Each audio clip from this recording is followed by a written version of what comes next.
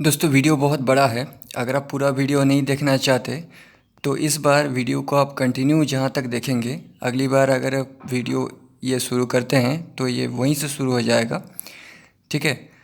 ये रियल विष्णु पुराण बुक है। पिछले वीडियो पे हमने जहाँ तक पढ़ा था उसके बाद यहाँ से शुरू करते हैं। श्री पराशर जी बोले, उनके ये परमार्थमय वचन सुनकर राजा ने विनयावनत होकर उन विप्रवर से कहा। राजा बोले, भगवान, आपने जो परमार्थमय वचन कहे हैं उन्हें सुनकर मेरी मनोवृत्तियाँ भ्रांत सी हो गई है। हे विप्र, आपने संपूर्ण जीवों में व्याप्त जिस असंग विज्ञान का दिग्दर्शन कराया है वो प्रकृति से परे ब्रह्म ही है, इसमें मुझे कोई संदेह नहीं है। परंतु आपने जो कहा कि मैं शिविका को वहन नहीं कर रहा हूँ, शिविका मेरे ऊपर नहीं है, जिसने इसे उठा रखा है वो शरीर मुझसे अत्यंत पृथक है। जीवों की प्रवृत्ति गुणों सत्व रज और तम की प्रेरणा से होती है। सत्य रज तम क्या है ये मैंने बताया है, भगवत गीता में भी कृष्ण ने बताया, महाभारत के वीडियो आप देख सकते हैं। और गुण कर्मों से प्रेरित होकर प्रवृत्त होते हैं, इसमें मेरा कर्तव्य कैसे माना जा सकता है। हे परमात्मा, ये बात मेरे कानों में पड़ते ही मेरा मन परमार्थ का जिज्ञासु होकर बड़ा उतावला हो रहा है। हे द्विज, मैं तो पहले ही महाभाग कपिल मुनि से ये पूछने के लिए कि बताइए संसार में मनुष्य का श्रेय किसमें है, उनके पास जाने को तत्पर हुआ हूँ। किंतु बीच ही में आपने जो वाक्य कहे हैं उन्हें सुनकर मेरा चित्त परमार्थ श्रवण करने के लिए आपकी ओर झुक गया है। हे द्विज, ये कपिल मुनि सर्वभूत भगवान विष्णु के ही अंश हैं। इन्होंने संसार का मोह दूर करने के लिए ही पृथ्वी पर अवतार लिया है। किंतु आप जो इस प्रकार भाषण कर रहे हैं उससे मुझे निश्चय होता है कि वे ही भगवान कपिल देव मेरे हित की कामना से यहाँ आपके रूप में प्रकट हो गए हैं।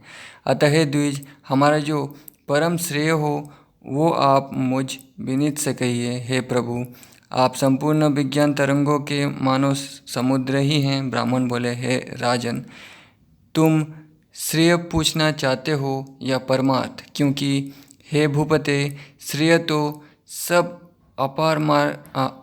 अपरमार्थिक ही है। हे नृप, जो पुरुष देवताओं की आराधना करके धन संपत्ति पुत्र और राज्य आदि की इच्छा करता है उसके लिए तो वे ही परम श्रेय है, जिसका फल स्वर्गलोक की प्राप्ति है।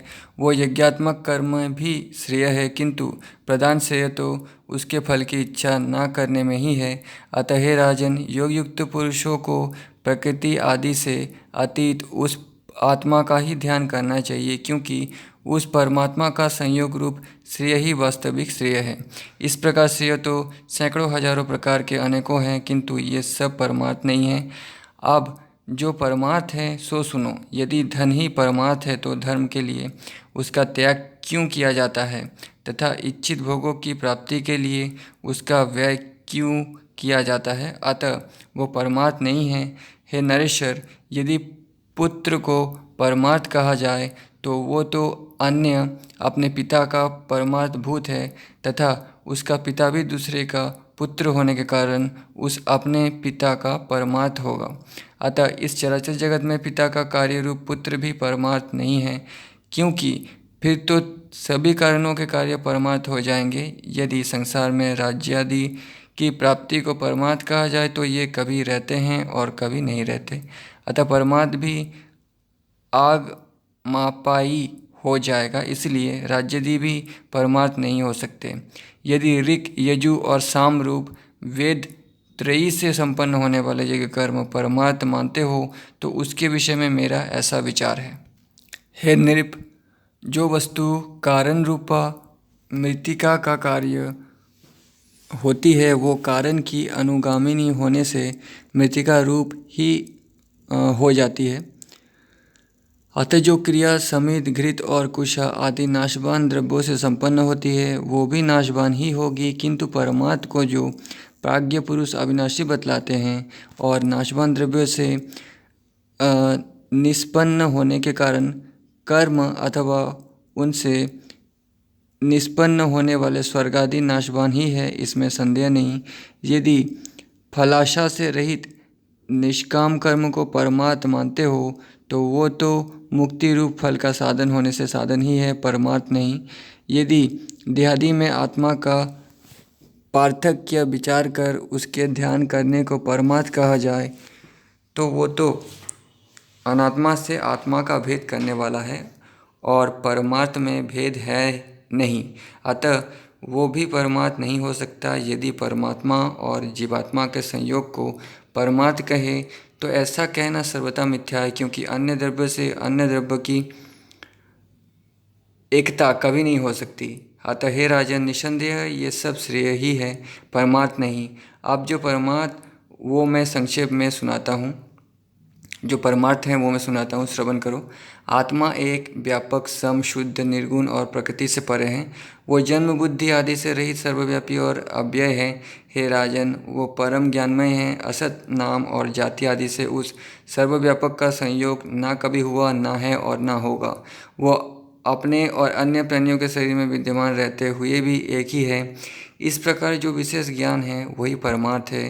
द्वैत भावना वाले पुरुष तो अपरमार्थदर्शी हैं। जिस प्रकार अभिन्न भाव से व्याप्त एक ही वायु के बांसुरी के छिद्रों से भेद से सदृश आदि भेद होते हैं, उसी प्रकार शरीर आदि उपाधियों के कारण एक ही परमात्मा के देवता, मनुष्य इत्यादि अनेक भेद प्रतीत होते हैं। एक रूप आत्मा के जो नाना भेद है वो बाह्य देहादि की कर्म प्रवृत्ति के कारण ही हुए हैं। देवादि शरीरों के भेद का निराकरण हो जाने पर वो नहीं रहता। उसकी स्थिति तो अविद्या के आकारण तक ही है। नेक्स्ट चैप्टर 15वां अध्याय। श्री पराशर जी बोले, हैं मैत्रेय, ऐसा कहने पर राजा को मौन होकर मन ही मन सोच विचार करते देख वे विप्रवर ये अद्वैत संबंधिनी कथा सुनाने लगे। ब्राह्मण बोले, हे राज शार्दूल, पूर्वकाल में महर्षि ऋभु ने महात्मा निदाग को उपदेश करते हुए जो कुछ कहा था वो सुनो। हे भूपते, परमेष्ठी श्री ब्रह्मा जी का ऋभु नामक एक पुत्र था। वो स्वभाव से ही परमात्म तत्व को जानने वाला था। पूर्वकाल में महर्षि पुलस्त्य का पुत्र निदाग उन ऋभु का शिष्य था। उसे उन्होंने अति प्रसन्न होकर संपूर्ण तत्व ज्ञान का उपदेश किया था। हे नरेश, ऋभु ने देखा कि संपूर्ण शास्त्रों का ज्ञान होते हुए भी निदाग की अद्वैत में निष्ठा नहीं है। उस समय देविका नदी के तीर पर पुलस्त्य जी का बसाया हुआ वीरनगर नामक एक अति रमणीक और समृद्धि संपन्न नगर था। हे पार्थिवोत्तम, रम्य उपवनों से सुशोभित उस पूर्व में पूर्वकाल में ऋभु का शिष्य योगवेत्ता निदाग रहता था। महर्षि ऋभु अपने शिष्य निदाग को देखने के लिए एक सहस्त्र दिव्य वर्ष बीतने पर उस नगर में गए। जिस समय निदाग बलि वैश्य देव के अन्वंतर अपने द्वार पर अतिथियों की प्रतीक्षा कर रहा था, वे उसके दृष्टिगोचर हुए और वो उन्हें द्वार पर पहुँचे अर्घदान पूर्वक अपने घर में ले गया। उस द्विजश्रेष्ठ ने उनके हाथ पैर धुलाए और फिर आसन पर बिठाकर आदरपूर्वक कहा, भोजन कीजिए। ऋभु बोले, हे विप्रवर, आपके यहाँ क्या क्या अन्य भोजन करना होगा ये बताइए, क्योंकि कुत्सित अन्न में मेरी रुचि नहीं है। निदाग ने कहा, हे द्विजश्रेष्ठ, मेरे घर में सत्तू जी के लपसी, कंदमूल, फलादि तथा पुए बने हैं। आपको इनमें से जो कुछ रुचि वही भोजन कीजिए। ऋभु बोले, हे द्विज, ये तो सभी कुत्सित अन्न हैं। मुझे तो तुम हलवा, खीर और मट्ठा और खाड़ से बने स्वादिष्ट भोजन कराओ। तब निदाग ने अपनी स्त्री से कहा, हे गृहदेवी, हमारे घर में जो अच्छी से अच्छी वस्तु हो उसी से इनके लिए अति स्वादिष्ट भोजन बनाओ। ब्राह्मण जड़भरत ने कहा। उसके ऐसा कहने पर उसकी पत्नी ने अपने पति की आज्ञा से उन विप्रवर के लिए अति स्वादिष्ट अन्न तैयार किया। हे राजन, ऋभु के यथेष्ट भोजन कर चुकने पर निदाग ने अति विनीत होकर उन महामुनि से कहा। निदाग बोले, हे द्विज, कहिए, भोजन करके आपका चित्त स्वस्थ तो हुआ ना? आप पूर्णतः तृप्त और संतुष्ट हो गए ना? हे विप्रवर, कहिए, आप कहाँ रहने वाले हैं, कहाँ जाने की तैयारी में हैं और कहाँ से पधारे हैं? ऋभु बोले, हे ब्राह्मण, जिसको क्षुधा लगती है उसी की तृप्ति भी हुआ करती है। मुझको तो कभी क्षुधा ही नहीं लगी, फिर तृप्ति के विषय में तुम क्या पूछते हो? जठराग्नि के द्वारा पार्थिव धातु के क्षीण हो जाने से मनुष्य को क्षुधा की प्रतीति होती है और जल के क्षीण होने से तृषा का अनुभव होता है। हे द्विज, ये क्षुधा और तृषा तो देह के ही धर्म हैं, मेरे नहीं। अतः कभी क्षुधित न होने के कारण मैं तो सर्वथा तृप्त ही हूँ। स्वस्थता और तृप्ति भी मन ही में होते हैं, अतः ये मन ही के धर्म हैं, पुरुष आत्मा से इनका कोई संबंध नहीं है। इसलिए हे द्विज, ये जिसके धर्म हैं उसी से इनके विषय में पूछो। और तुमने जो पूछा कि आप कहाँ रहने वाले हैं, कहाँ जा रहे हैं तथा कहाँ से आए हैं, सो इन तीनों के विषय में मेरा मत सुनो। आत्मा सर्वगत है, क्योंकि ये आकाश के समान व्यापक है। अतः कहाँ से आए हो, कहाँ रहते हो और कहाँ जाओगे, ये कथन भी कैसे सार्थक हो सकता है। मैं तो ना कहीं जाता हूँ ना आता हूँ और ना किसी एक स्थान पर रहता हूँ। तू, मैं और अन्य पुरुष भी देहादि के कारण जैसे पृथक पृथक दिखाई देते हैं, वास्तव में वैसे नहीं है। वस्तुत तू तू नहीं है, अन्य अन्य नहीं है और मैं नहीं हूँ। वास्तव में मधुर मधुर है भी नहीं। देखो, मैंने तुमसे जो मधुर अन्न की याचना की थी, उससे भी मैं यही देखना चाहता था कि तुम क्या कहते हो। हे द्विश्रेष्ठ, भोजन करने वाले के लिए स्वादु और अस्वादु भी क्या है, क्योंकि स्वादिष्ट पदार्थ ही जब समयांतर से अस्वादु हो जाता है तो वही उद्वेगजनक होने लगता है। इसी प्रकार कभी अरुचिकर पदार्थ रुचिकर हो जाते हैं और रुचिकर पदार्थ से मनुष्य को उद्वेग हो जाता है। ऐसा अन्य भला कौन सा है जो आदि मध्य और अंत तीनों काल में रुचिकर ही हो। जिस प्रकार मिट्टी का घर मिट्टी से लिपने पोतने से दृढ़ होता है, उसी प्रकार ये पार्थिव देह पार्थिव अन्न के परमाणुओं से पुष्ट हो जाता है। जौ, गेहूँ, मूंग, घृत, तेल, दूध, दही, गुड़ और फल आदि सभी पार्थिव पदार्थ परमाणु ही तो हैं। इनमें से किसको साधु कहें और किसको असाधु। अतः ऐसा जानकर तुम्हें इस साधु असाधु का विचार करने वाले चित्त को समदर्शी बनाना चाहिए, क्योंकि मोक्ष का एकमात्र उपाय समता ही है। ब्राह्मण बोले, हे राजन, उनके ऐसे पार्थिवमय वचन सुनकर महाभाग निदाग ने उन्हें प्रणाम करके कहा, प्रभु आप प्रसन्न हुए, कृपा बतलाइए, मेरे कल्याण की कामना से आए हुए आप कौन हैं।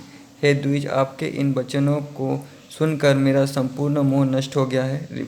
रिभु बोले, हे द्विज, मैं तेरा गुरु रिभु हूँ। तुझको सदस्य विवेकिनी बुद्धि प्रदान करने के लिए मैं यहाँ आया था। अब मैं जाता हूँ। जो कुछ परमार्थ है वो मैंने तुझसे कह ही दिया है। इस परमार्थ तत्व का विचार करते हुए तू इस संपूर्ण जगत को एक वासुदेव परमात्मा ही का स्वरूप जान। इसमें भेदभाव बिल्कुल नहीं है। ब्राह्मण बोले, तदनंतर निदाग ने बहुत अच्छा कह उन्हें प्रणाम किया और फिर उसे परम भक्तिपूर्वक पूजित हो रिभु स्वेच्छानुसार चले गए। उसके बाद नेक्स्ट चैप्टर। रिभु की आज्ञा से निषाद का अपने घर को लौटना। ब्राह्मण बोले, हे नरेश, तदनंतर सहस्र वर्ष व्यतीत होने पर महर्षि रिभु निषाद को ज्ञानोपदेश करने के लिए फिर उसी नगर को गए। वहाँ पहुँचने पर उन्होंने देखा कि वहाँ का राजा बहुत सी सेना आदि के साथ बड़ी धूमधाम से नगर में प्रवेश कर रहा है और वन से कुशा तथा शमिद लेकर आया हुआ महाभाग निदाग जनसमूह से हटकर भूखा प्यासा दूर खड़ा है। निदाग को देखकर रिभु उसके निकट गए और उसका अभिवादन करके बोले, हे द्विज, यहाँ एकांत में आप कैसे खड़े हैं। निदाग बोले, हे विप्रवर, आज इस अति रमणीक नगर में राजा जाना चाहता है, सो मार्ग में बड़ी भीड़ हो रही है, इसलिए मैं यहाँ खड़ा हूँ। रिभु बोले, हे द्विज श्रेष्ठ, मालूम होता है आप यहीं की सब बातें जानते हैं, अतः कहिए इनमें राजा कौन है और अन्य पुरुष कौन है। निदाग बोले, ये जो पर्वत के समान ऊंचे मत गजराज पर चढ़ा हुआ है वही राजा है तथा दूसरे लोग परिजन हैं। रिभु बोले, अपने राजा और गज दोनों एक साथ ही दिखाएं, किंतु इन दोनों के पृथक पृथक विशेष चिन्ह अथवा लक्षण नहीं बतलाए। अतः महाभाग, इन दोनों में क्या क्या विशेषताएं हैं ये बतलाइए। मैं ये जानना चाहता हूँ कि इनमें कौन राजा है और कौन गज है। निदाग बोले, इनमें जो नीचे है वो गज है और जो ऊपर है वो राजा है। हे द्विज, इन दोनों का वाज्यवाहक संबंध है, इस बात को कौन नहीं जानता। रिभु बोले, ठीक है, किंतु ये है ब्राह्मण, मुझे इस प्रकार समझाइए जिससे मैं ये जान सकूं कि नीचे इस शब्द का वाच्य क्या है और ऊपर किसे कहते हैं। ब्राह्मण ने कहा। रिभु के ऐसा कहने पर निदाग ने अकस्मात उनके ऊपर चढ़कर कहा, सुनिए, आपने जो पूछा है वही बतलाता हूँ। इस समय राजा की भांति मैं तो ऊपर हूँ और गज की भांति आप नीचे हैं। हे ब्राह्मण, आपको समझने के लिए ही मैंने ये दृष्टांत दिखलाया है। ऋभु बोले, हे द्विजश्रेष्ठ, यदि आप राजा के समान हैं और मैं गज के समान हूँ, तो ये बताइए कि आप कौन हैं और मैं कौन हूँ। ब्राह्मण ने कहा। ऋभु के ऐसा कहने पर निदाघ ने तुरंत ही उनके दोनों चरण पकड़ लिए और कहा, निश्चय ही आप आचार्य चरण महर्षि ऋभु हैं। हमारे आचार्य जी के समान अद्वैत संस्कार युक्त चित्त और किसी का नहीं है। अतः मेरा विचार है कि आप हमारे गुरु जी ही आकर उपस्थित हुए हैं। ऋभु बोले, हे निदाघ, पहले तुमने सेवा शुश्रूषा करके मेरा बहुत आदर किया था, अतः तुम्हारे स्नेहवश में ऋभु नामक तुम्हारा गुरु ही तुमको उपदेश देने के लिए आया हूँ। महामते, समस्त पदार्थों में अद्वैत आत्मा बुद्धि रखना, यही परमार्थ का सार है, जो मैंने तुम्हें संक्षेप में उपदेश कर दिया। ब्राह्मण बोले, निदाघ से ऐसा कह परम विद्वान गुरुवर भगवान ऋभु चले गए और उनके उपदेश से निदाघ भी अद्वैत चिंतन में तत्पर हो गया और समस्त प्राणियों को अपने से अभिन्न देखने लगा। हे धर्मज्ञ, हे पृथ्वीपते, जिस प्रकार उस ब्रह्मपरायण ब्राह्मण ने परम मोक्ष पद प्राप्त किया, उसी प्रकार तू भी आत्मा, शत्रु और मित्रादि में समान भाव रखकर अपने को सर्वगत जानता हुआ मुक्ति लाभ कर। जिस प्रकार एक ही आकाश श्वेत नील आदि भेदों वाला दिखाई देता है, उसी प्रकार भ्रांत दृष्टियों को एक ही आत्मा पृथक पृथक दिखता है। इस संसार में जो कुछ है वो सब एक आत्मा ही है और वो अविनाशी है, उससे अतिरिक्त और कुछ भी नहीं है। मैं, तू और ये सब आत्मा स्वरूप ही हैं। अतः भेद ज्ञान रूप मोह को छोड़। श्री पराशर जी बोले, उनके ऐसा कहने पर शोभिराज ने परमार्थ दृष्टि का आश्रय लेकर भेद बुद्धि को छोड़ दिया और वे जातिस्मत ब्राह्मण श्रेष्ठ भी बोध युक्त होने से उसी जन्म में मुक्त हो गए। इस प्रकार महाराज भरत के इतिहास के इस सारभूत वृत्तांत को जो पुरुष भक्तिपूर्वक कहता और सुनता है, उसकी बुद्धि निर्मल हो जाती है, उसे कभी आत्मा विस्मृति नहीं होती और वो जन्म जन्मांतर में मुक्ति की योग्यता प्राप्त कर लेता है। उसके बाद ये एक चित्र है विष्णु जी का।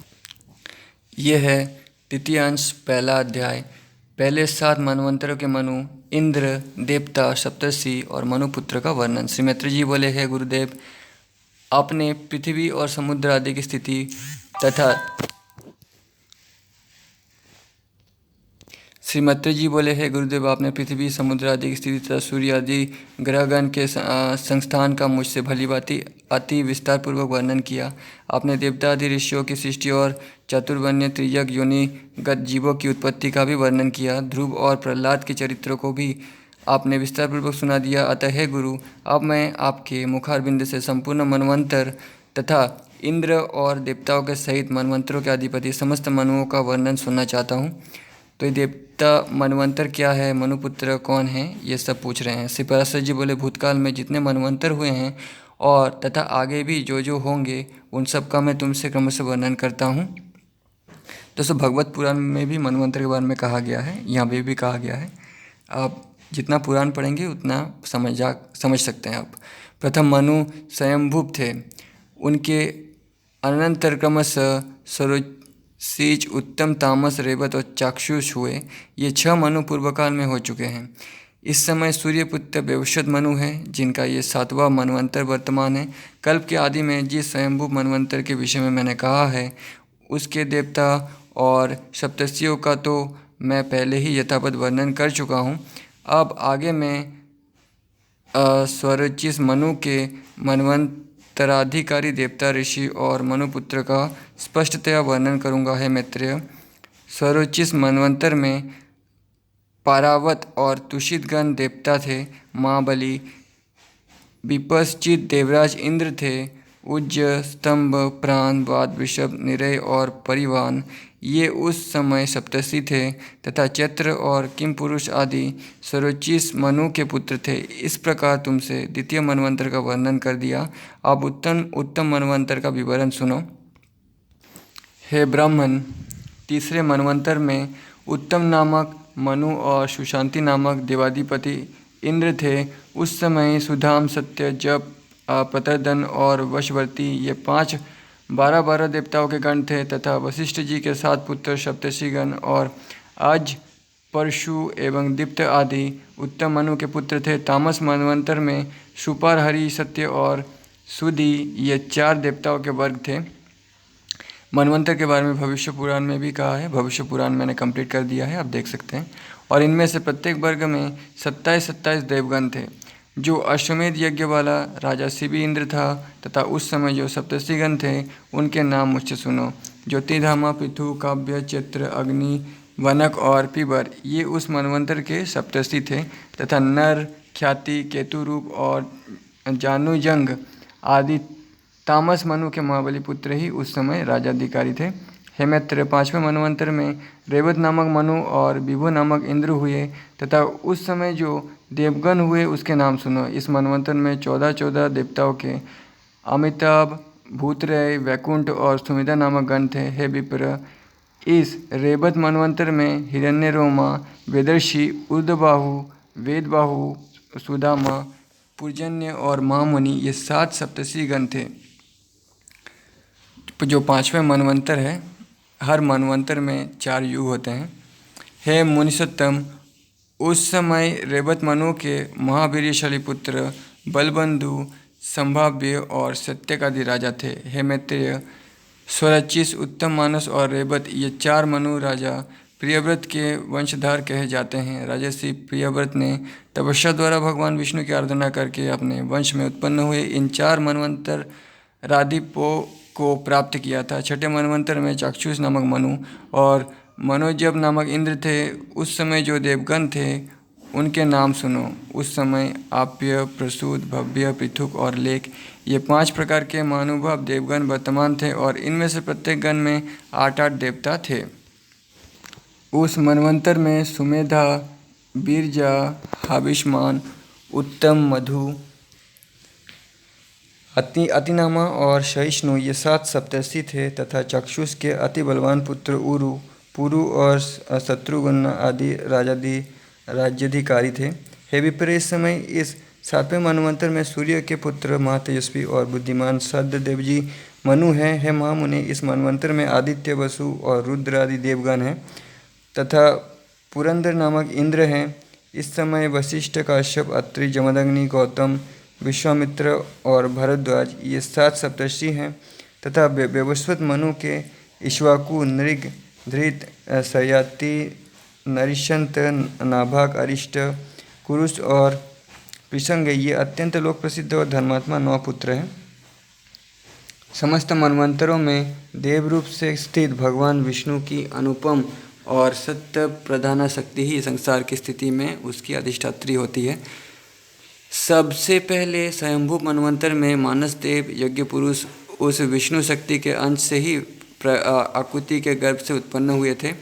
फिर सर्वोच्च मनवंतर के उपस्थित होने पर वे मानस देव श्री अजित ही तुषित नामक देवगणों के साथ तुषिता से उत्पन्न हुए। फिर उत्तम मनवंतर में वे तुषित देव ही से देवश्रेष्ठ सत्यगण के सहित सत्य रूप में सत्या के उदय से प्रकट हुए। तामस मनवंतर के प्राप्त होने पर वे हरि नाम देवगण के सहित हरि रूप से हरिया के गर्भ से उत्पन्न हुए। तत्पश्चात वे देवश्रेष्ठ हरि रेवत मनवंतर में तत्कालीन देवगण के सहित संभूति के उदर से प्रकट होकर मानस नाम से विख्यात हुए तथा चाक्षुष मनवंतर में वे पुरुषोत्तम भगवान वैकुंठ नामक देवगणों के सहित विकुंठा से उत्पन्न होकर वैकुंठ कहलाए। और हे द्विज, इस व्यवस्वत मनवंतर के प्राप्त होने पर भगवान विष्णु कश्यप जी द्वारा आदित्य के गर्भ से वामन रूप होकर प्रकट हुए।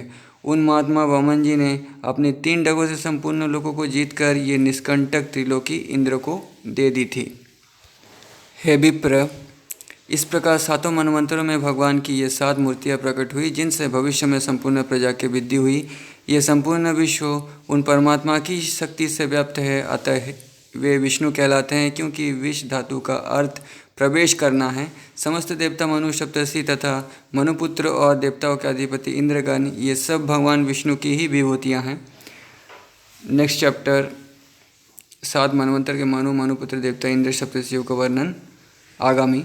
श्री मैत्रेय जी बोले, है विप्र से आपने ये 7 अतीत मनवंतरों की कथा कही। अब आप मुझसे आगामी मनवंतरों का भी वर्णन कीजिए। श्री पराशर जी बोले हैं, मुने विश्वकर्मा की पुत्री संज्ञा सूर्य की भार्या थी। उससे उनके मनु, यम और यमी 3 संतानें हुई। कालांतर में पति का तेज सहन न कर सकने के कारण संज्ञा छाया को पति की सेवा में नियुक्त कर स्वयं तपस्या के लिए वन को चली गई।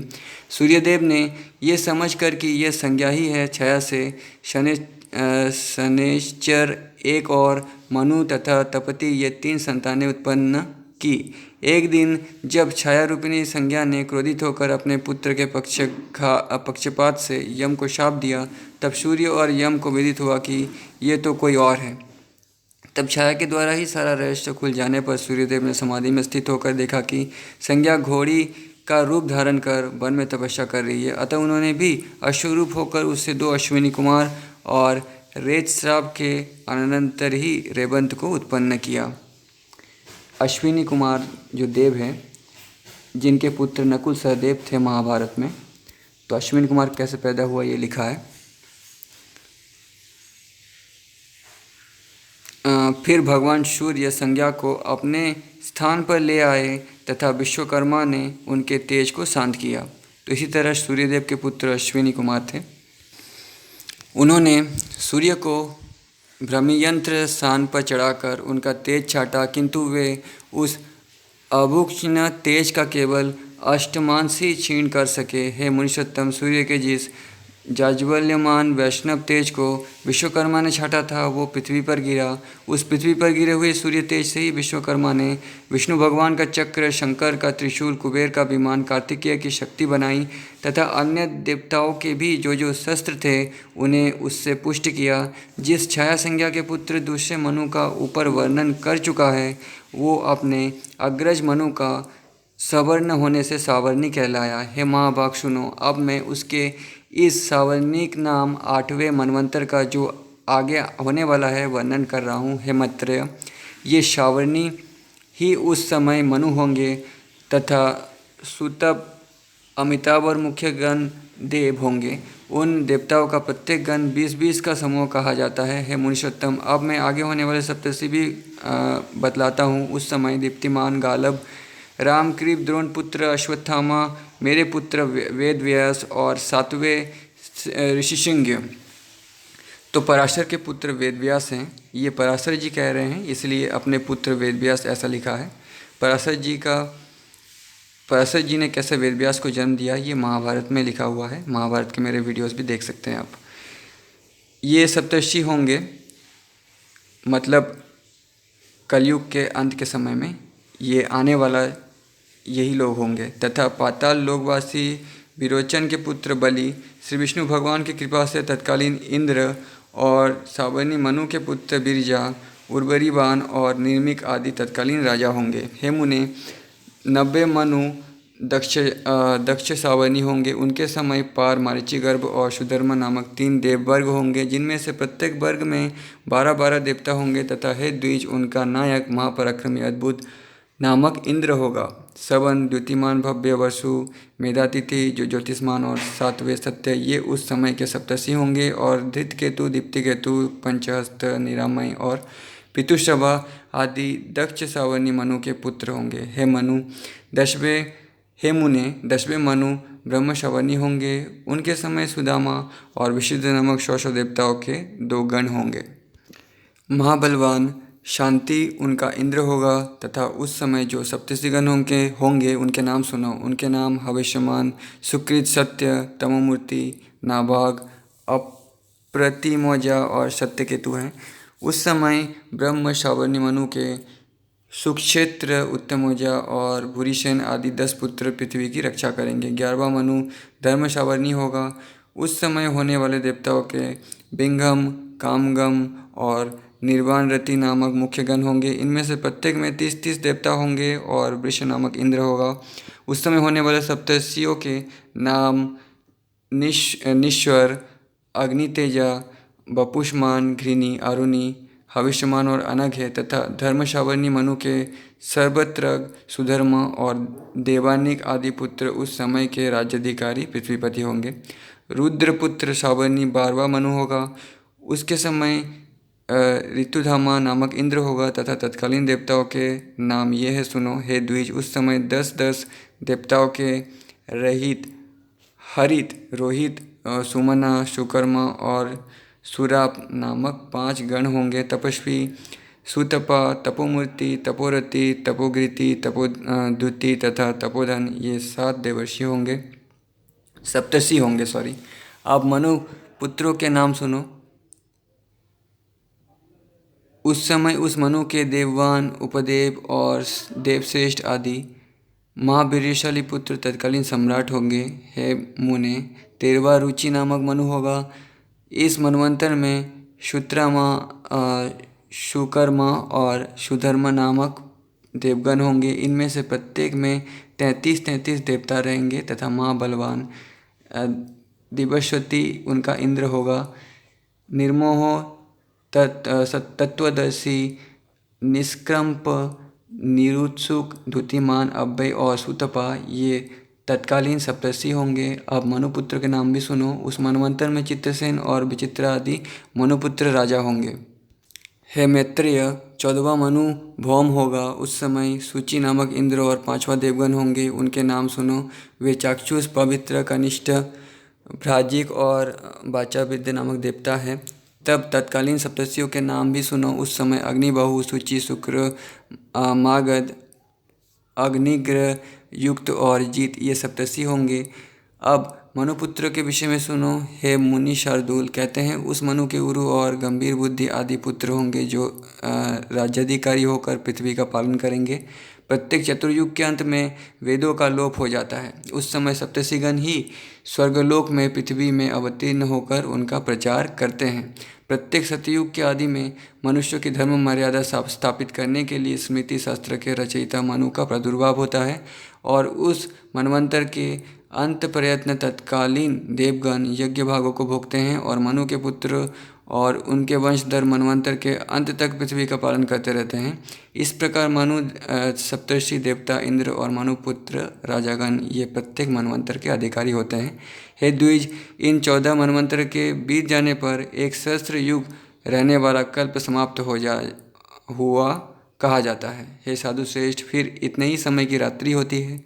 उस समय ब्रह्मरूपधारी श्री विष्णु भगवान प्रलयकालीन जल के ऊपर शेष शैया पर शयन करते हैं। हे विप्र, तब आदिकर्ता, सर्वव्यापक, सर्वभूत भगवान जनार्दन संपूर्ण त्रिलोकी का ग्रास कर अपनी माया में स्थित रहते हैं। फिर प्रलय रात्रि का अंत होने पर प्रत्येक कल्प के आदि में अव्यात्मा भगवान जागृत होकर रजोगुण का आश्रय कर सृष्टि की रचना करते हैं। हे द्विश्रेष्ठ मनुपुत्र राजागण, इंद्र, देवता, सप्तर्षि, ये सब जगत का पालन करने वाले भगवान के सात्विक अंश हैं।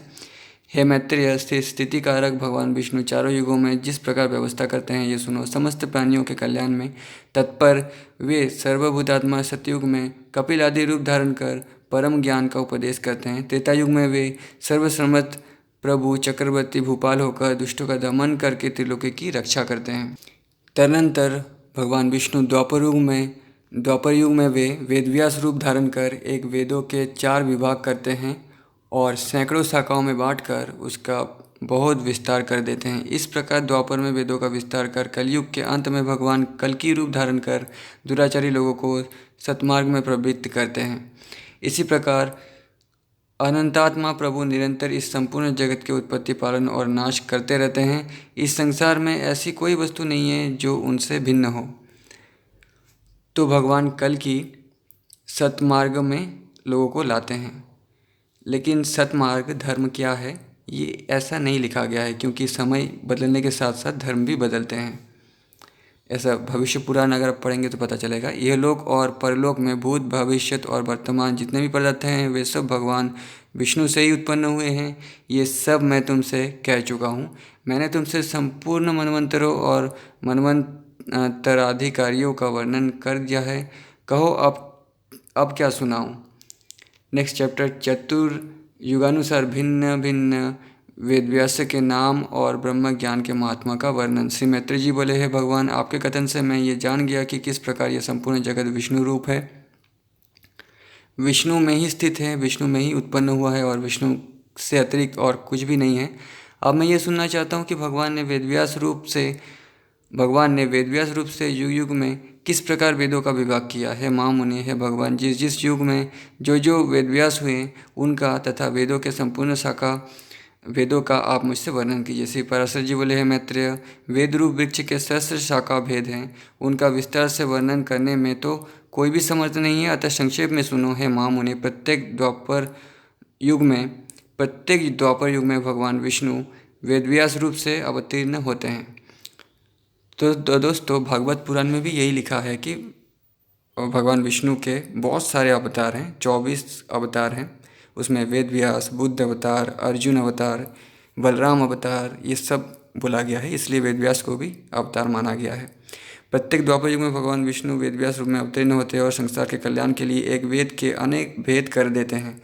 मनुष्य के बल, वीर्य और तेज को अल्प जानकर वे समस्त प्राणियों के हित के लिए वेदों का विभाग करते हैं। जिस शरीर के द्वारा वे प्रभु एक वेद के अनेक विभाग करते हैं, भगवान मधुसूदन की उस मूर्ति का नाम वेद व्यास है। मतलब इसी को वेद व्यास कहते हैं। हे मुने, जिस जिस मनवंतर में जो जो व्यास होते हैं और वे जिस जिस प्रकार शाखाओं का विभाग करते हैं वो मुझसे सुनो। इस वैवस्वत मनवंतर के प्रत्येक द्वापर युग में व्यास महर्षियों ने अब तक पुनः पुनः 28 बार वेदों के विभाग किए हैं। हे साधु श्रेष्ठ, जिन्होंने पुनः पुनः द्वापर युग में वेदों के 4-4 विभाग किए हैं, उन 28 व्यासों का विवरण सुनो। पहले द्वापर में स्वयं भगवान ब्रह्मा जी ने वेदों का विभाग किया था। दूसरे द्वापर में वेदव्यास प्रजापति हुए। तीसरे द्वापर में शुक्राचार्य जी और चौथे में बृहस्पति जी व्यास हुए तथा पांचवें में सूर्य और छठे में भगवान मृत्यु व्यास कहलाए। सातवें द्वापर में वेदव्यास इंद्र, आठवें में वशिष्ठ, नौवें में सारस्वत और 10वें के त्रिधामा कहे जाते हैं। 11वें में त्रिशिक, 12वें में भरद्वाज, 13वें में अंतरिक्ष और 14वें में वर्णी नामक व्यास हुए। 15 में त्रयरून, 16 में धनंजय, 17वें में ऋतुंजय तथा तदनंतर 18वें में जय नामक व्यास हुए। फिर 19वें व्यास भरद्वाज हुए। भरद्वाज के पीछे गौतम हुए और गौतम के पीछे जो व्यास हुए वे हरियात्मा कहे जाते हैं। हरियात्मा के अन्वंतर वाजश्रवा मुनि व्यास हुए तथा उनके पश्चात सोम सूक्ष्मवंशी तृणबिंदु 23वें वेदव्यास कहलाए। उनके पीछे भृगुवंशी ऋक्ष व्यास हुए जो वाल्मीकि कहलाए। तदनंतर हमारे पिता शक्ति हुए और फिर मैं हुआ। मेरे अन्वंतर जातुकर्ण व्यास हुए और फिर कृष्णद्वैपायन वेद व्यास। इस प्रकार ये 28 व्यास प्राचीन हैं। इन्होंने द्वापर आदि युगों में एक ही वेद के 4-4 विभाग किए हैं। हे मुने, मेरे पुत्र कृष्णद्वैपायन वेद व्यास के अनंतर आगामी द्वापर युग में द्रोण पुत्र अश्वत्थामा वेद व्यास होंगे। मतलब इसके बाद जो युग आएगा, जो काल आएगा, उस समय ओम ये अविनाशी एकाक्षर ही ब्रह्म हैं। ये बृहत और व्यापक है, इसलिए ब्रह्म कहलाता है। भूलोक, ध्रुवलोक और स्वर्गलोक ये तीनों प्रण स्वरूप ब्रह्म में ही स्थित हैं तथा प्रणव ही ऋक, यजु, साम और अथर्व रूप हैं। अतः उस ओंकार रूप ब्रह्म को नमस्कार है, जो संसार के उत्पत्ति और प्रलय का कारण कहलाता है तथा महत तत्व से भी परम सूक्ष्म है। उस ओंकार रूप ब्रह्म को नमस्कार है, जो अगाध, अपार और अक्षय हैं। संसार को मोहित करने वाले तमोगुण का आश्रय है तथा प्रकाशमय सत्वगुण और प्रकृति रूप रजोगुण के द्वारा पुरुष के भोग और मोक्ष रूप परम पुरुषार्थ का हेतु है, जो संज्ञा ज्ञानियों की परम निष्ठा है। तो आने वाले द्रोणपुत्र अश्वत्थामा वेदव्यास होंगे, इसलिए वो जीवित हैं और वो जन्म से ही चिरंजीवी हैं। जब जन्म हुआ था तब से उनके पिता को पता था। शम और शिव पुराण के अनुसार अश्वत्थामा शिव के अवतार हैं, ऐसा लिखा गया है। शम दमशालियों का गंतव्य स्थान है, जो अव्यक्त और अविनाशी है तथा जो सक्रिय ब्रह्म होकर भी सदा रहने वाले हैं, जो स्वयंभू प्रधान और अंतर्यामी कहलाता है तथा जो अविभाग, दीप्तिमान, अक्षय और अनेक रूप हैं और जो परमात्मा स्वरूप भगवान वासुदेव का ही रूप है। उस ओंकार रूप पर ब्रह्म को सर्वदा बारंबार नमस्कार है। ये ओंकार रूप ब्रह्म अभिन्न होकर के भी ओंकार और मकार रूप से तीनों भेदों वाला है। ये समस्त भेदों में अभिन्न रूप से स्थित है तथापि भेद बुद्धि से भिन्न भिन्न प्रतीत होते हैं। वो सर्वात्मा, ऋग्मय, साममय और यजुर्मय हैं तथा ऋग्यजु साम का सार रूप वो ओंकार ही सब शरीरधारियों का आत्मा है। वो वेदमय है, वही ऋग्वेदादि रूप से भिन्न हो जाता है और वही अपने वेद रूप को नाना शाखाओं में विभक्त करता है तथा वो असंग भगवान ही समस्त शाखाओं का रचयिता और उनका ज्ञान स्वरूप है। नेक्स्ट चैप्टर, ऋग्वेद की शाखाओं का विस्तार। श्री पराशर जी बोले, सृष्टि के आदि में ईश्वर से आविर्भूत वेद ऋग्वेद, यजुर और आदि 4 पादों से युक्त और एक लक्ष्य मंत्र वाला था। ये 1,00,000 मंत्र वाला था। उसी से समस्त कामनाओं को देने वाला अग्निहोत्रादि 10 प्रकार के यज्ञों का प्रचार हुआ। तदनंतर 28वें द्वापर युग में मेरे पुत्र कृष्णद्वैपायन ने इस चतुष्पाद युक्त एक ही वेद के 4 भाग किए। परम बुद्धिमान वेदव्यास ने उनका जिस प्रकार विभाग किया है, ठीक उसी प्रकार अन्य वेदव्यासों ने तथा मैंने भी पहले किया था। अतः हे द्विज, समस्त चतुर्युगों में इन्हीं शाखा भेदों से वेदों का पाठ होता है, ऐसा जानो। भगवान कृष्ण द्वैपायन को तुम साक्षात नारायण ही समझो। कृष्ण द्वैपायन वेदव्यास, क्योंकि हे मैत्रेय, संसार में नारायण के अतिरिक्त और कौन महाभारत का रचयिता हो सकता है। ये ऐसा इसलिए कहा जा रहा है क्योंकि कृष्ण ने कहा है कि मैं सबके अंदर विराजमान हूँ। तो वेदव्यास के अंदर भी वही आत्मा है।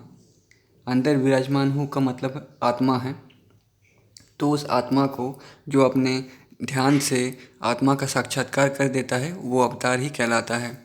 तो वेदव्यास ने ध्यान के माध्यम से अपने आत्मा के विषय में जान लिया था, हालांकि कोई जान नहीं सकता। हे मैत्रेय, द्वापर युग में मेरे पुत्र महात्मा कृष्ण द्वैपायन ने जिस प्रकार वेदों का विभाग किया था, वो यथावत सुनो। जब ब्रह्मा जी की प्रेरणा से व्यास जी ने वेदों का विभाग करने का उपक्रम किया, तो उन्होंने वेद का अंत तक अध्ययन करने में समर्थ 4 ऋषियों को शिष्य बनाया। उनमें से उन महामुनि ने पेल को ऋग्वेद, वैशंपायन को यजुर्वेद, जमिनी को सामवेद पढ़ाया तथा उन मतिमान व्यास जी का सुमंतु नामक शिष्य अथर्ववेद का ज्ञाता हुआ। जी, और दोस्तों, वेदव्यास के ही पुत्र थे धृतराष्ट्र, इसलिए वो इतने भयानक शक्तिशाली थे। और वेदव्यास जी ने ही वरदान दिया था कि धृतराष्ट्र के पुत्र जितने होंगे सब धृतराष्ट्र के जितने ही 10,000 हाथियों की ताकत वाला बलवान होगा, जितना भी पुत्र। इसलिए दुर्योधन और उसके भाई लोग इतने अत्यंत शक्तिशाली थे, अपने पिता धृतराष्ट्र की तरह। और धृतराष्ट्र अपने पिता नारायण अवतार वेदव्यास जितना शक्तिशाली था। इसीलिए इनके सिवा सूर्य जातीय महाबुद्धिमान रोमहर्षण को महामुनि व्यास जी ने अपने इतिहास और पुराण के विद्यातीय रूप से ग्रहण किया। पूर्व काल में यजुर्वेद एक ही था, उसके उन्होंने 4 विभाग किए, अतः उसमें चतुर्होत्र की प्रवृत्ति हुई और इस चतुर्होत्र विधि से ही उन्होंने यज्ञानुष्ठान की व्यवस्था की। व्यास जी ने यजुर से अधर्यु के, ऋक् से होता के, साम से उद्गाता के और अथर्ववेद से ब्रह्मा के कर्मों की स्थापना की। तदनंतर उन्होंने ऋक् तथा यजुर श्रुतियों का उद्धार करके ऋग्वेद और यजुर्वेद की और साम श्रुतियों से सामवेद की रचना की है। मैत्रेय अथर्ववेद के ज्ञाता, अथर्ववेद के द्वारा भगवान व्यास जी ने संपूर्ण राजकर्मों और ब्रह्मत्व की यथावत व्यवस्था की। इस प्रकार व्यास जी ने वेद रूप एक वृक्ष के 4 विभाग कर दिए। फिर विभक्त हुए उन चारों से वेद रूपी वृक्षों का वन उत्पन्न हुआ है। विप्र, पहले पेल ने ऋग्वेद रूप वृक्ष के 2 विभाग किए और उन दोनों शाखाओं को अपने शिष्य इंद्र, प्रमिति और वास्कल को पढ़ाया। फिर वास्कल ने भी अपनी शाखा के 4 भाग किए और उन्हें बोध्य आदि अपने शिष्यों को दिया। हे मुने, वास्कल की शाखा की उन चारों प्रतिशाखाओं को उनके शिष्य बोध्य, अग्निमाड़त, याज्ञवल्लभ और पराशर ने ग्रहण किया। है मैत्रेय जी, इंद्र प्रमिति ने अपनी प्रतिशाखा को अपने पुत्र महात्मा मंडुकेय को पढ़ाया। इस प्रकार शिष्य प्रशिष्य क्रम से उस शाखा का उनके पुत्र और शिष्यों में प्रचार हुआ। इस शिष्य परंपरा से ही साकल्य वेदमित्र ने उस संहिता को पढ़ा और उसको 5 अनुशाखा में विभक्त कर अपने 5 शिष्यों को पढ़ाया। उसके जो 5 शिष्य थे उनके नाम सुनो। हे मैत्रेय, वे मुद्गल, गोमुख, वात्स्य और शाल्य तथा पांचवें महामती शरीर थे। हे मुनिसत्तम, उनके एक दूसरे शिष्य शाकमूर्ति ने 3 वेद संहिता की तथा चौथे एक निरक्त ग्रंथ की रचना की।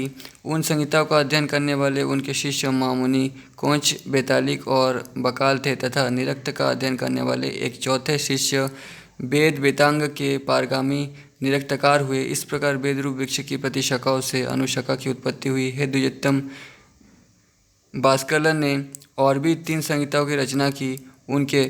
उन संहिताओं को पढ़ने वाले शिष्य कालयानी, गार्ग और कथाजब थे। इस प्रकार जिन्होंने संहिताओं की रचना की वे बृहद्बीज कहलाए। नेक्स्ट चैप्टर, शुक्ल यजुर्वेद और तैत्तिरीय यजु शाखाओं का वर्णन।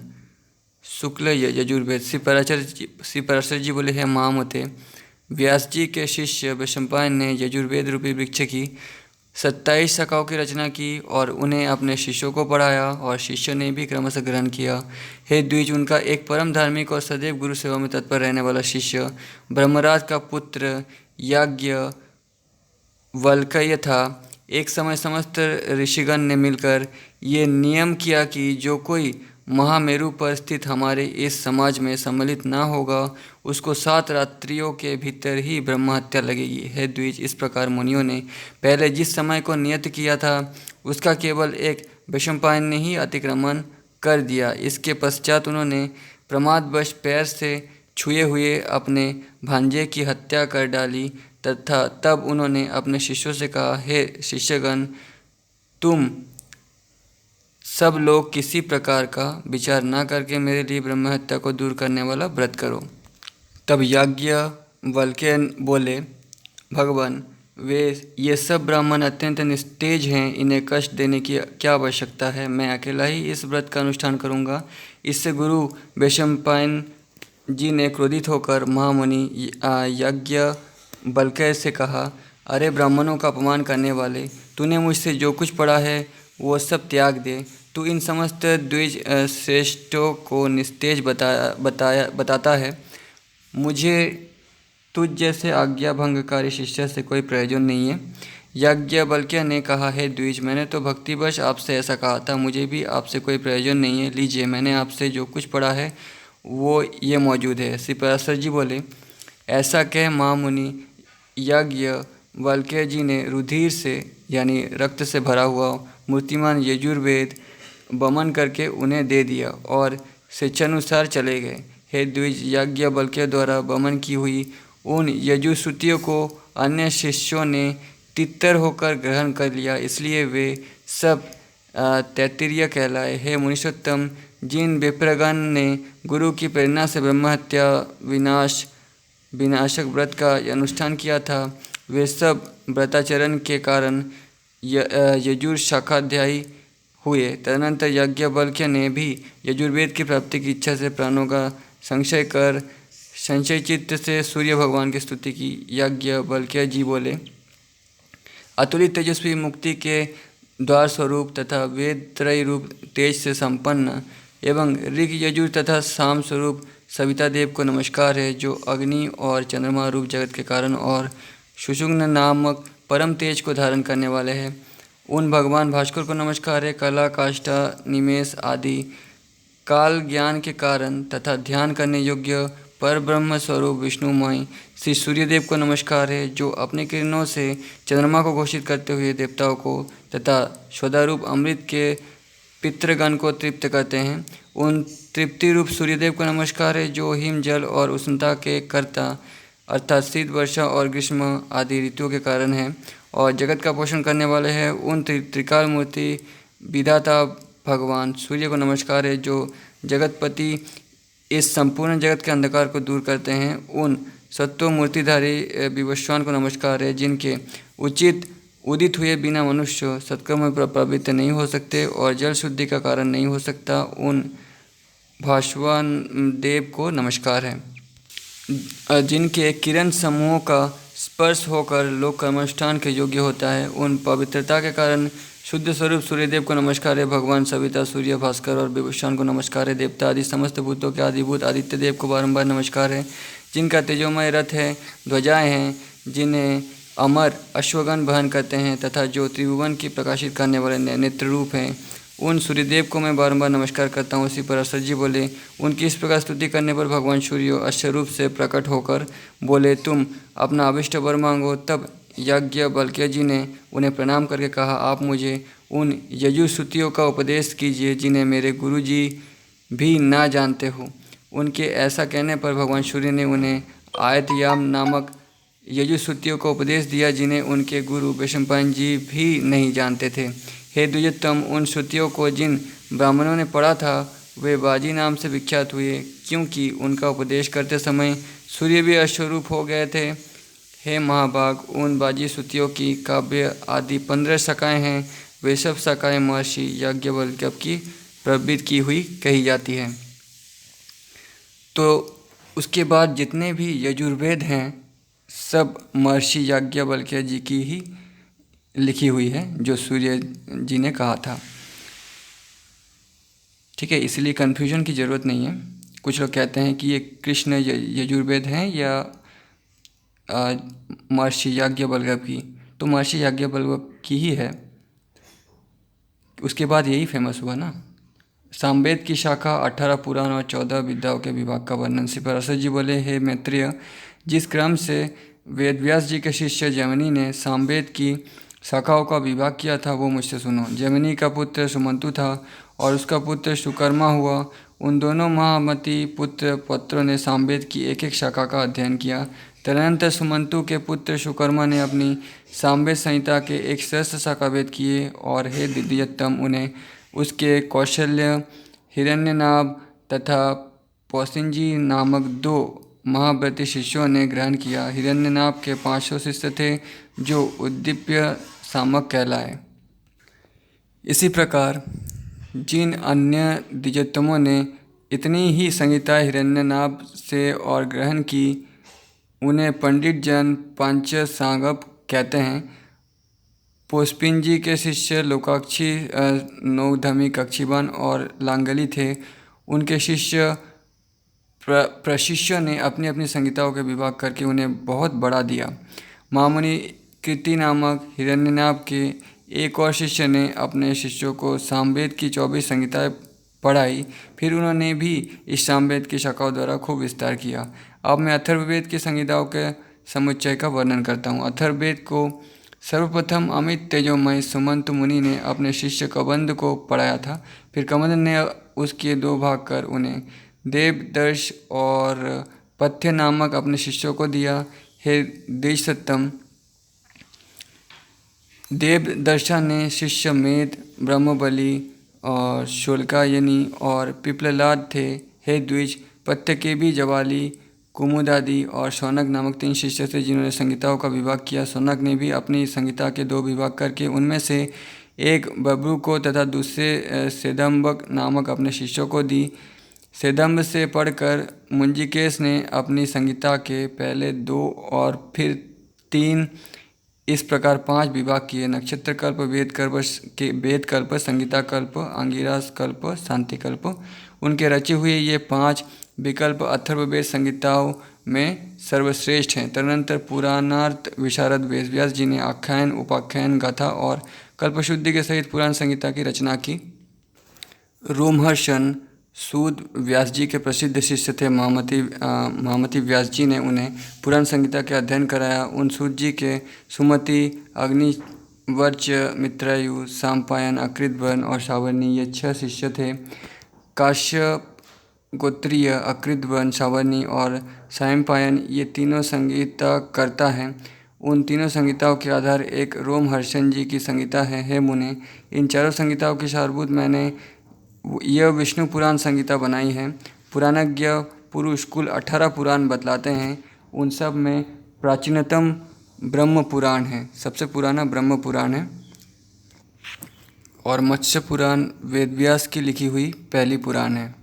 प्रथम पुराण ब्राह्म है, दूसरा पद्म पुराण है, तीसरा वैष्णव है, चौथा शिव पुराण है, 5वां भागवत पुराण है, 6वां नारद पुराण है, 7वां मार्कंडेय पुराण है। इसी प्रकार 8वां अग्नि पुराण है, 9वां भविष्य पुराण है, 10वां ब्रह्म वैरत पुराण है, 11वां लिंग पुराण है, 12वां बराह पुराण है, 13वां स्कंद पुराण है, 14वां वामन पुराण है, 15वां कूर्म पुराण है। इनके पश्चात मत्स्य पुराण है, गरुड़ पुराण, ब्रह्मांड पुराण है महामुनि। यही 18 महापुराण हैं। इनके अतिरिक्त मुनिजनों ने और भी अनेक उपपुराण बताए हैं। तो यही असली महापुराण है। ठीक, इसके अलावा बाद में लिखा गया पुराण यानी उपपुराण बतलाए हैं। इन सभी में सृष्टि, प्रलय, देवता आदिकों के वंश, मनवंतर और भिन्न भिन्न राजवंशों के चरित्रों का वर्णन किया गया है। हे मैत्रेय, जिस पुराण को मैं तुम्हें सुना रहा हूँ वो पद्म पुराण के अनंतर कहा गया वैष्णव नामक महापुराण है। हे साधु श्रेष्ठ, इसमें सर्ग, प्रतिसर्ग, वंश और मनवंतर आदि का वर्णन करते हुए सर्वत्र केवल विष्णु भगवान का ही वर्णन किया गया है। 6 वेदांग, 4 वेद, मीमांसा, न्याय, पुराण और धर्मशास्त्र, यही 14 विद्याएँ हैं। इन्हीं में आयुर्वेद, धनुर्वेद और गंधर्व, इन तीनों को तथा चौथे अर्थशास्त्र को मिला लेने से कुल 18 विद्याएँ हो जाती है। ऋषियों के 3 भेद हैं, प्रथम ब्रह्मर्षि, द्वितीय देवर्षि और फिर राजर्षि। इस प्रकार मैंने तुमसे वेदों की शाखाओं के भेद, उनके रचयिता और शाखा भेद के कारण का भी वर्णन किया है। इस प्रकार समस्त मनवंतर में एक से शाखा भेद रहते हैं। हे द्विज प्रजापति, ब्रह्मा जी से प्रकट होने वाली श्रुति तो नित्य है, ये तो उसके विकल्प मात्र हैं। हे मैत्रेय, वेद के संबंध में तुमने मुझसे जो कुछ पूछा था वो मैंने सुना दिया। अब और क्या कहूँ बताओ। 7वां अध्याय यम गीता। मैत्रेय जी बोले, हे गुरु, मैंने जो कुछ पूछा था वो सब आपने यथावत वर्णन किया। अब मैं एक बात और सुनना चाहता हूँ, वो आप मुझसे कहिए। हे महामुनि, 7 द्वीपों, 7 पाताल और 7 लोक, ये सभी स्थान जो इस ब्रह्मांड के अंतर्गत है, स्थूल, सूक्ष्म, सूक्ष्मतर, सूक्ष्माति सूक्ष्म तथा स्थूलतर जीवों से भरे हुए हैं। हे मुनि सत्तम, एक अंगुल का 8वां भाग भी कोई ऐसा स्थान नहीं है जहाँ कर्म बंधन से बंधे हुए जीव ना रहते हों। किंतु हे भगवान, आयु के समाप्त होने पर ये सभी यमराज के वशीभूत हो जाते हैं और उन्हीं के आदेशानुसार नरक आदि नाना प्रकार की यातनाएं भोगते हैं। तदनंतर पाप भोग के समाप्त होने पर वे देवादि योनियों में घूमते रहते हैं। सकल शास्त्रों का ऐसा ही मत है। अतः आप मुझे वो कर्म बताइए जिसे करने से मनुष्य यमराज के वशीभूत नहीं होता। मैं आपसे यही सुनना चाहता हूँ। श्री पराशर जी बोले, यानी वेद व्यास जी के पिता बोले, हे मुने, यही प्रश्न महात्मा नकुल ने पितामह भीष्म से पूछा था। उसके उत्तर में उन्होंने जो कुछ कहा था वो सुनो। भीष्म जी ने कहा, हे वत्स, पूर्व काल में मेरे पास एक कलिंग देशीय ब्राह्मण मित्र आया और मुझसे बोला।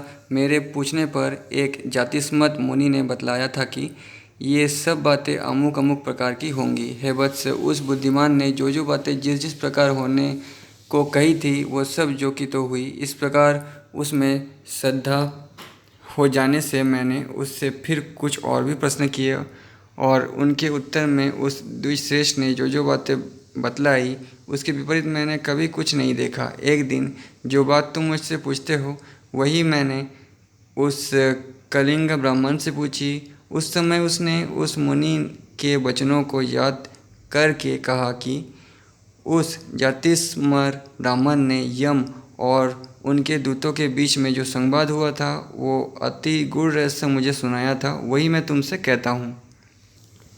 कलिंग बोला।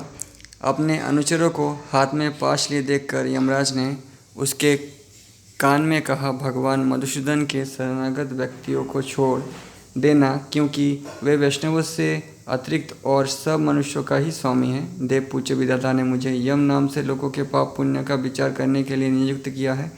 मैं अपने गुरु श्री हरि के वशीभूत हूँ, स्वतंत्र नहीं हूँ। भगवान विष्णु मेरा भी नियंत्रण करने में समर्थ है। जिस प्रकार सुवर्ण भेद रहित और एक होकर भी के भी कटक, मुकुट और कर्णिका आदि के भेद से नाना रूप प्रतीत होता है, उसी प्रकार एक ही हरि का देवता, मनुष्य और पशु आदि नानाविध कल्पनाओं से निर्देश किया जाता है। जिस प्रकार वायु के शांत होने पर उसमें उड़ते हुए परमाणु पृथ्वी से मिलकर एक हो जाते हैं, उसी प्रकार गुण शोभ से उत्पन्न हुए समस्त देवता, मनुष्य और पशु आदि उनका अंत हो जाने पर उस सनातन परमात्मा में लीन हो जाते हैं, जो भगवान के सूरवर वंदित चरण कमलों की परमात्म बुद्धि से वंदना करता है।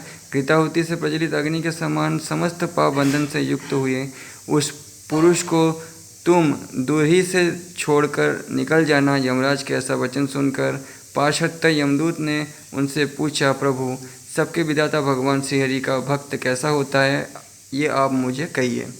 यमराज बोले, जो पुरुष अपने वर्ण धर्म से विचलित नहीं होता, अपने सुहृद और विपक्षियों के प्रति समान भाव रखता है, किसी का द्रव्य हरण नहीं करता और किसी जीव की हिंसा नहीं करता, वो अत्यंत रागादि शून्य और निर्मल चित्त व्यक्ति को भगवान विष्णु का भक्त जानो।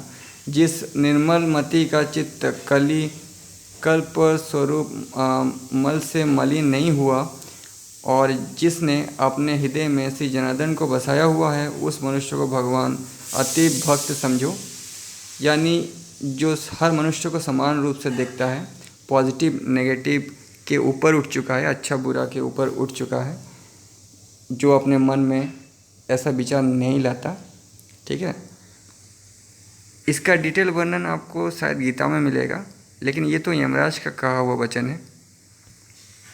भगवान कृष्ण ने गीता में कहा है कि मेरा भक्त कैसा होता है, कैसा ज्ञान होता है उसमें, कैसा वो हमेशा खुश रहता है, ठीक है, हमेशा पॉजिटिव रहता है, सुख दुख को समान समझता है, अच्छे बुरे लोगों को भी समान समझता है, ऐसा गीता में कहा है।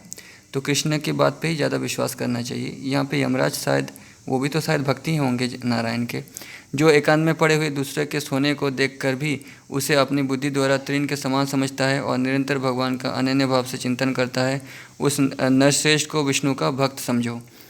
कहाँ तो स्फटिक गिरी शिला के समान अति निर्मल भगवान विष्णु और कहाँ मनुष्यों के चित्त में रहने वाला राग द्वेष आदि। इन दोनों का संयोग किसी प्रकार नहीं हो सकता। हिम का चंद्रमा के किरण जाल में अग्नि तेज की उष्णता कभी नहीं रह सकती है। जो व्यक्ति निर्मल चित्त, मार्तस्य रहित, प्रशांत, शुद्ध चरित्र, समस्त जीवों का सुखद, प्रिय और हितवादी तथा अभिमान एवं माया से रहित होता है, उसके हृदय में भगवान वसुदेव सर्वदा विराजमान रहते हैं। उन सनातन भगवान के हृदय में विराजमान होने पर पुरुष इस जगत में सौम्य मूर्ति हो जाता है। जिस प्रकार नवीन साल वृक्ष अपने सौंदर्य से ही भीतर भरे हुए अति सुंदर पार्थिव वृक्ष को बतला देता है, हे दूत, यम और नियम के द्वारा जिनकी पाप राशि दूर हो गई है, जिनका हृदय निरंतर श्री अच्युत में ही आसक्त रहता है तथा जिनमें गर्व, अभिमान और मात्सर्य का लेस भी नहीं रहा है, उन मनुष्यों को तुम दूर ही से त्याग देना। यदि खड़ग, शंख और गदाधारी अभेदात्मा भगवान श्रीहरि हृदय में विराजमान हैं, तो उन पापनाशक भगवान के द्वारा उसके सभी पाप नष्ट हो जाते हैं। सूर्य के रहते हुए भला अंधकार कैसे ठहर सकता है? जो पुरुष दूसरे का धन हरण करता है, जीवों की हिंसा करता है तथा मिथ्या और कटु भाषण करता है, उस अशुभ कर्मोत्पन्न दुष्ट बुद्धि के हृदय में भगवान अनंत नहीं टिक सकते।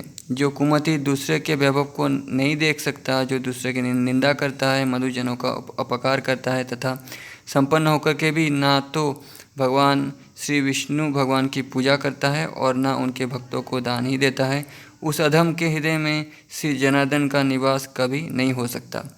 ये यमराज की सोच है, मेंटलिटी है।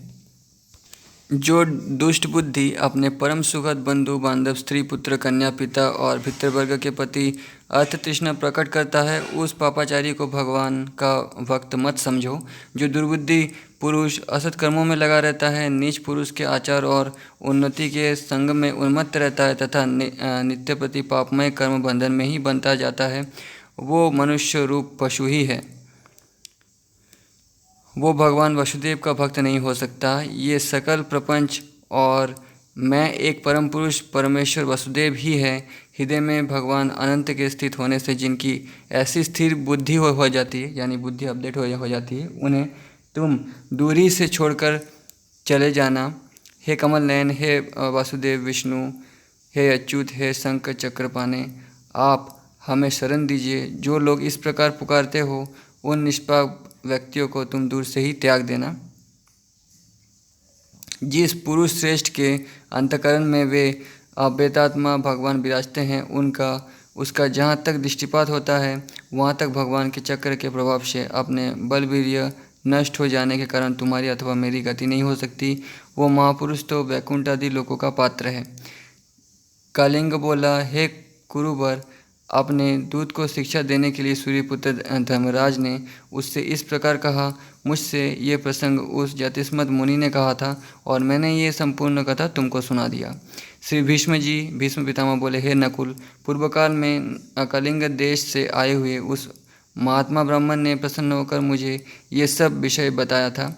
हे वत्स, वही संपूर्ण वृत्तांत जिस प्रकार की इस संसार सागर में एक विष्णु भगवान को छोड़कर जीव का और कोई भी रक्षक नहीं है। मैं जो कि तो तुम्हें सुना दिया, जिसका हृदय निरंतर भगवत परायण रहता है, उसका यमदूत, यमपास, यमदंड अथवा यम यातना कुछ भी नहीं बिगाड़ सकता। श्री पराशर जी बोले, हैं मुने, तुम्हारे प्रश्न के अनुसार जो कुछ यम ने कहा था वो सब मैंने तुम्हें भली प्रकार सुना दिया। अब और क्या सुनना चाहते हो? नेक्स्ट चैप्टर से मैत्री जी बोले, है भगवान, जो लोग संसार को जीतना चाहते हैं वे जिस प्रकार जगतपति भगवान विष्णु की उपासना करते हैं वो वर्णन कीजिए। और हे महामुति, उन गोविंद की आराधना करने पर आराधन परायण पुरुषों को जो फल मिलता है वो भी मैं सुनना चाहता हूँ। श्री पराशर जी बोले, है मैत्रेय, तुम जो कुछ पूछते हो यही बात महात्मा सगर ने अर्भ से पूछी थी। उसके उत्तर में उन्होंने जो कुछ कहा वो मैं तुमको सुनाता हूँ, सुनो। हे मुनिश्रेष्ठ, सगर ने भृगुवंशी महात्मा अर्भ को प्रणाम करके उनसे भगवान विष्णु की आराधना के उपाय और विष्णु की उपासना करने से मनुष्य को जो फल मिलता है उसके विषय में पूछा था। उनके पूछने पर अर्भ ने यत्नपूर्वक जो कुछ कहा वो सब सुनो। अर्भ बोले, भगवान विष्णु की आराधना करने से मनुष्य भूमंडल संबंधी समस्त मनोरथ, स्वर्ग से भी श्रेष्ठ ब्रह्म पद और परम निर्वाण पद भी प्राप्त कर लेता है। हे राजेंद्र, वो जिस फल की जितनी जितनी इच्छा करता है, अल्प हो या अधिक, श्री अच्युत की आराधना से निश्चय ही वो सब प्राप्त कर लेता है। और हे भोपाल, तुमने जो पूछा कि श्री हरि की आराधना किस प्रकार की जाए, सो सब मैं तुम्हें कहता हूँ, सावधान होकर सुनो। जो पुरुष वर्णाश्रम धर्म का पालन करने वाला है वही परम पुरुष विष्णु की आराधना कर सकता है। उनको संतुष्ट करने का और कोई मार्ग नहीं है। हे नृप, यज्ञों का यजन करने वाला पुरुष उन विष्णु ही की यजन करता है, जप करने वाला उन्हीं का जप करता है और दूसरों की हिंसा करने वाला उन्हीं की हिंसा करता है, क्योंकि भगवान हरि सर्वभूतमय है। अतः सदाचार युक्त पुरुष और अपने वर्ण के लिए विविध धर्म का आचरण करते हुए श्री जनार्दन ही की उपासना करता है।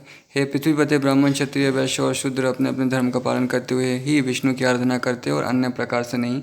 जो पुरुष दूसरों की निंदा, चुगली और मिथ्या भाषण नहीं करता तथा ऐसे वचन भी नहीं बोलता जिससे दूसरों को खेद हो, उससे निश्चय ही भगवान केशव प्रसन्न रहते हैं। हे राजन, जो पुरुष दूसरों की स्त्री, धन और हिंसा में रुचि करता है उससे सर्वदा ही भगवान केशव संतुष्ट रहते हैं। दूसरों की स्त्री, धन, हिंसा में रुचि नहीं करता उससे भगवान प्रसन्न रहते हैं। नरेंद्र, जो मनुष्य किसी प्राणी अथवा वृक्ष इत्यादि अन्य देहधारियों को पीड़ित अथवा नष्ट नहीं करता उससे श्री केशव संतुष्ट रहते हैं।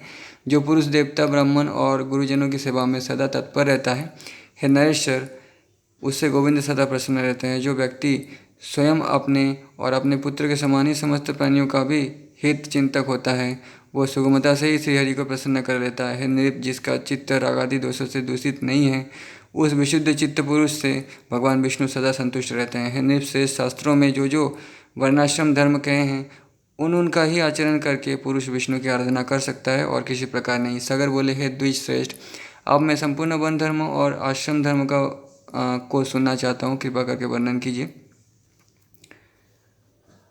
तो भगवत पुराण में कहा गया है कि विष्णु को कोई भी समझ नहीं सकता, ब्रह्मा और शिव भी नहीं समझ सकते, तो यमराज भी नहीं समझ सकते, लेकिन यमराज अपना सोच कह रहे हैं कि मुझे लगता है ऐसा है, तो ये अपना सोच और मेंटेलिटी सुना रहे हैं। और वो बोले, जिनका मैं वर्णन करता हूँ उन ब्राह्मण, क्षत्रिय, वैश्य और शूद्रों के धर्मों का तुम एकाग्रचित होकर श्रवण करो। ब्राह्मणों का कर्तव्य है कि दान दे, यज्ञ द्वारा देवताओं का यजन करें, लेकिन कुछ कुछ समझ सकता है वही बताया जा रहा है। श्रद्धाशील हो, नित्य स्नान तर्पण करे और अनन्य दान आदि कर्म करता रहे। ब्राह्मणों को उचित है कि वृत्ति के लिए दूसरों से यज्ञ कराए, औरों को पढ़ाए और नयोपार्जित शुद्ध धन में से नयाकुल द्रव्य संग्रह करे। ब्राह्मण को कभी किसी का अहित नहीं करना चाहिए और सर्वदा समस्त प्राणियों के हित में तत्पर रहना चाहिए। संपूर्ण प्राणियों में मैत्री रखना ही ब्राह्मणों का परम धर्म है। पत्थर में और पराये रत्न में ब्राह्मण को समान बुद्धि रखनी चाहिए। हे राजन, पत्नी के विषय में ऋतुगामी होना ही ब्राह्मण के लिए प्रशंसनीय कर्म है। क्षत्रिय को उचित है कि ब्राह्मणों को यथेष्ट दान दे, विविध यज्ञों का अनुष्ठान करे और अध्ययन करे। शास्त्र धारण करना और पृथ्वी की रक्षा करना ही क्षत्रियों की उत्तम आजीविका है। इनमें भी पृथ्वी पालन ही उत्कृष्टतर है। पृथ्वी पालन से ही राजा लोग कृतकृत्य हो जाते हैं, क्योंकि पृथ्वी में होने वाले यज्ञादि कर्मों का अंश राजा को मिलता है। जो राजा अपने वन धर्मों को स्थिर रखता है वो दुष्टों को दंड देने और साधुजनों का पालन करने से अपने अभिष्ट लोगों को प्राप्त कर लेता है। हे नरधाम, लोक पितामह ब्रह्मा जी ने वैश्यों को पशुपालन, वाणिज्य और कृषि ये जीविका रूप से दिए हैं। अध्ययन, यज्ञ, दान और नित्य नैमित्तिकादि कर्मों का अनुष्ठान ये कर्म उसके लिए भी विदित हैं।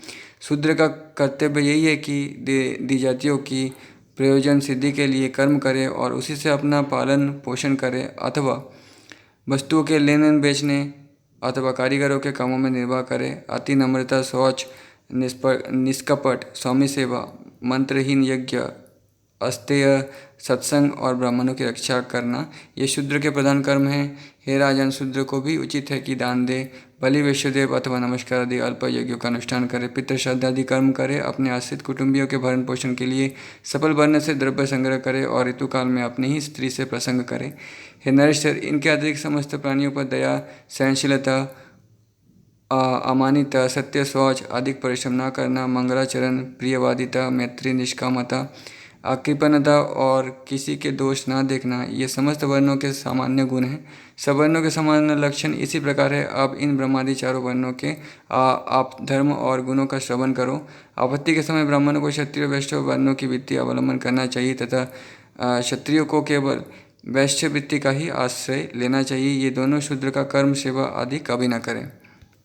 हे राजन, इन उपर्युक्त वित्रियों को भी सामर्थ्य होने पर त्याग दे, केवल आपत्तिकाल में ही इनका आश्रय ले, कर्म संस्कारक कर्मों का मेल ना करें। हे राजन, इस प्रकार वर्ण धर्म का वर्णन तो मैंने तुमसे कर दिया, अब आश्रम धर्म का निरूपण और करता हूँ, सावधान होकर सुनो। नेक्स्ट चैप्टर ब्रह्मचर्य आदि आश्रमों का वर्णन। वीडियो बहुत बड़ा है तो इस बारे में हम नेक्स्ट वीडियो पे बात करेंगे, पढ़ेंगे। तब तक के लिए धन्यवाद।